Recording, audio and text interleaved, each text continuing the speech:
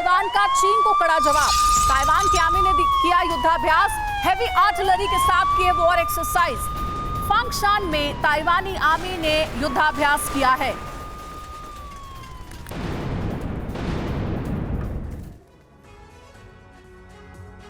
और देखिए, ड्रैगन का प्लान निस्तेनाबूद करेगा ताइवान। ये पूरा प्लान सामने आ गया है। चीन के प्लान को निस्तेनाबूद करने के लिए ताइवान ने अब बड़ा प्लान बना दिया है। क्या है वो प्लान?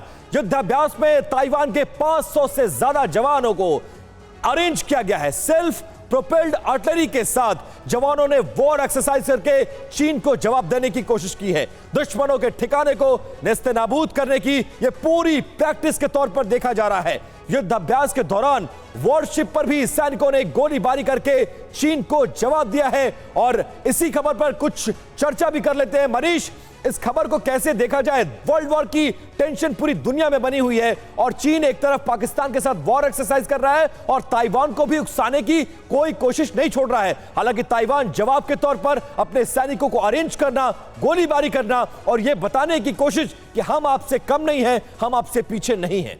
विपिन, चूंकि ताइवान आप भी होकर आए हैं, हम भी गए थे और हम लोगों ने दिखाया था कि ताइवान अपनी सैन्य तैयारियों को कितनी मजबूती के साथ आगे बढ़ा रहा है, क्योंकि ताइवान को यह लगता है कि रूस यूक्रेन युद्ध के नतीजे आने के बाद चीन उस पर आक्रमण करेगा, इसलिए ताइवान अपनी तैयारियों में कोई कमी नहीं रखना चाहता। लेकिन सवाल यह है कि चीन अगर पाकिस्तान के साथ युद्धाभ्यास करता है तो मुझे लगता है कि दरअसल वो अपने ही हथियारों का टेस्ट कर रहा है, क्योंकि पाकिस्तान के पास आज की तारीख में जो हथियार है वो चीन के ही दिए हुए हैं।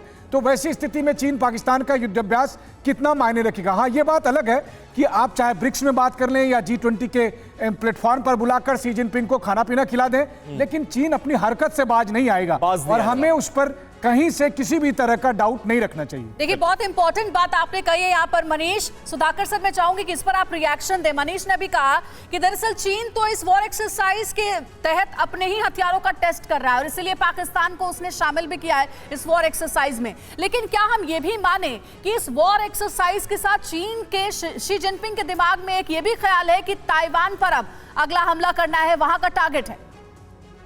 बिल्कुल अंजलि, सही point, absolutely bang on the point.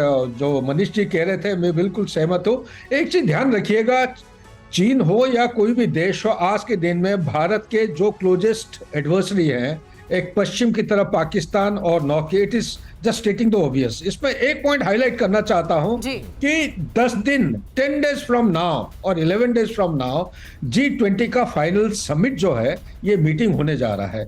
G20 में अभी तक हिंदुस्तान का जो सफलता हासिल हुआ है, this is thing which is not going down too well in China, number 1। Number 2, कल परसों उन्होंने एक मैप रिलीज किए हैं एक गवर्नमेंट एजेंसी से।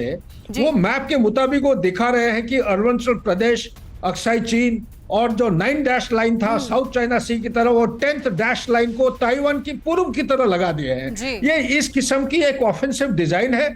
नंबर 1, वो रहना चाहते हैं पूरा विश्व का जियोपॉलिटिक्स में केंद्रित कि इट इज एमर्जिंग पावर। सवाल है, इसीलिए हमने जिक्र किया कि एक तरफ जहां ब्रिक्स सम्मेलन में प्रधानमंत्री नरेंद्र मोदी और शी जिनपिंग के बीच LAC तनाव को लेकर बातचीत होती है, चीन की ओर से कहा भी जाता है कि हम इस पर विचार करेंगे, और दूसरी तरफ मैप का विवाद फिर से सामने आ गया है।